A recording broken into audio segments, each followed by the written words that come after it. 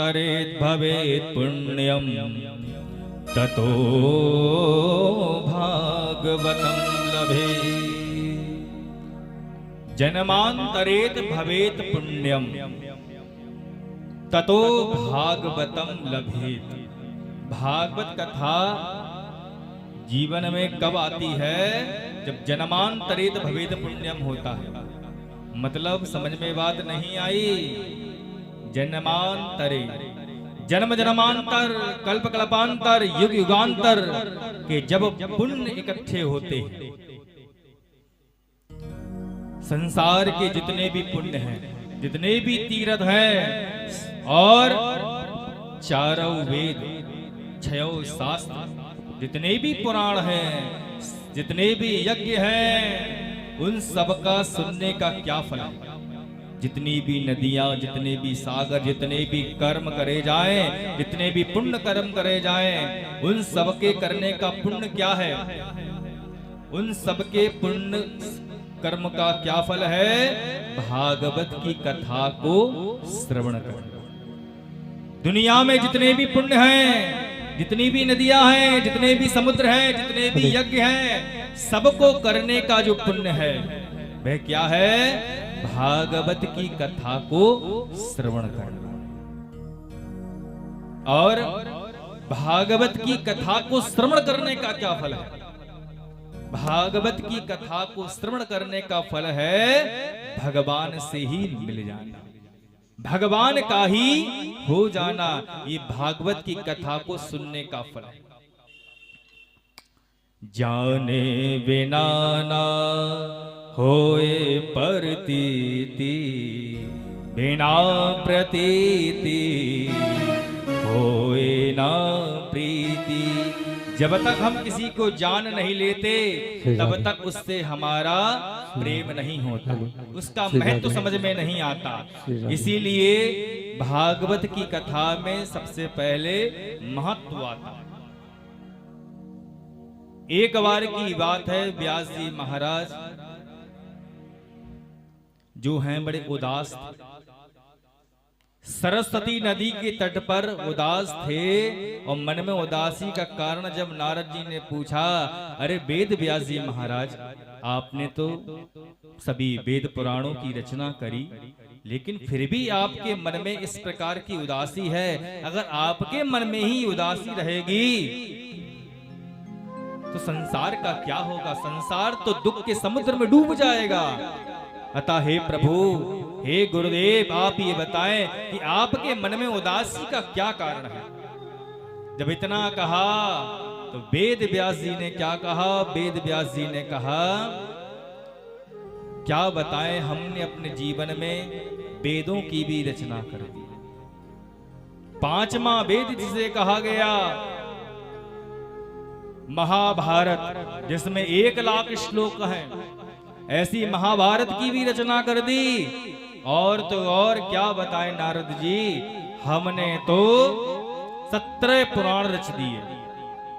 17 पुराण, वेद, महाभारत, इतना सब कुछ रचने के बाद भी, लिखने के बाद भी हमारे मन में शांति नहीं प्राप्त हो रही। शांति कहां मिलेगी बंधुओं? शांतगारं भुजगशयनं पद्मनाभं सुरेशं विश्वाधारं गगनसदृशं मेघवर्णं सुमांगं लक्ष्मीकान्तं कमलनयनं योगिविद्यानगम्यं वन्दे विष्णुं भवभयहरं सर्वलोकैकनाथम्। वो शांति कहाँ मिलेगी? अगर जीवन में शांति चाहिए, सुख तो मिल सकते हैं, आप अपने कर्म करें, पैसा कमाएं, उससे सुख तो मिल सकते हैं एक बार के लिए, लेकिन शांति नहीं मिल सकती। शांति कहाँ मिलेगी? शांति मिलेगी शांताकार के चरणों में, भगवान विष्णु के चरणों में शांति मिलेगी। और कब मिलेगी? शांताकारम, परम शांत हैं। कब? भुजग शयनम। भुजग समझ गए? सर्प की नाग की शैया पर लेटे हुए हैं और ऐसी अवस्था में भी परम शांत हैं। इसलिए तो भगवान है। हमारे सपने में कोई दिख जाए सांप तो हमको नींद नहीं आई तो ढूंढ नहीं लेंगे, अरे यही होगा, इधर देखो उधर देखो, पूरी रात ढूंढने में निकाल देंगे, एक पल भी चैन नहीं पड़ेगा। और ये भगवान है, शेषनाग की सैया पर शयन कर रहे हैं और परम शांत है। जब यहां पर शांति है भगवान के चरणों में, तभी तो परम चंचला किनको कहा गया? लक्ष्मी के लिए। कभी इधर कभी उधर, कभी आपके पर्स में कभी किसी और के पर्स में। लक्ष्मी को धन के लिए परम चंचल कहा गया, लेकिन वह लक्ष्मी जो परम चंचल है, लक्ष्मी के समान कोई चंचल नहीं। परम चंचला लक्ष्मी वह भी भगवान विष्णु के चरणों को पकड़ती हैं, चरणों की शरण को ग्रहण करती हैं, तो वह भी उनका स्वभाव वो है चंचल स्वभाव भी दूर हो जाता है और परम शांति को प्राप्त होती है लक्ष्मी जी। इसलिए शांति जीवन में कहां मिलेगी? भगवान विष्णु के चरणों में मिलेगी। तभी तो लक्ष्मी जी चरणों को पकड़े रहती हैं, दबाती रहती हैं। जब भी आपने भगवान विष्णु का चित्रपट देखा होगा तो लक्ष्मी जी को कहां देखा होगा? भगवान के चरणों में देखा होगा। इसलिए शांति चाहिए तो क्या करना चाहिए? भगवान के चरणों में अपने सर को दे देना चाहिए, अपने मस्तक को झुका देना चाहिए। क्यों? क्योंकि मस्तक में जो है ना अभिमान भरा होता है। जीवन में जब तक आपके अभिमान दूर नहीं होगा तब तक परम शांताकार भगवान की आपको अनुभूति होगी नहीं। कथा में आ रहे हैं तो किसी भी प्रकार का अभिमान है उसको बस बाहर निकाल के, तब कहीं जाकर आपको कथा आपके हृदय में आएगी। और भगवान विष्णु का ध्यान करने के कारण ही भगवान शंकर भी परम शांत है।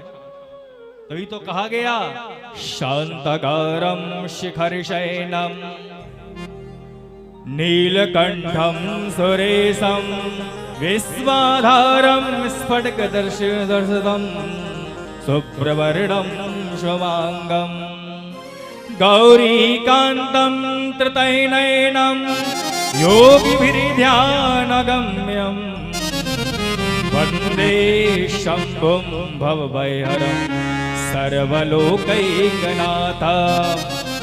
और जितने भी संत हैं, योगी हैं, वो आप कह रहे हैं संत बड़े शांत दिखाई देते हैं। क्यों? योगिभिर्ध्यानगम्यम, क्योंकि योगी हुए, संत हुए, कोई भी महापुरुष हुए, भगवान के चरणों को छोड़ते ही नहीं है, इसलिए परम शांत हो जाते हैं।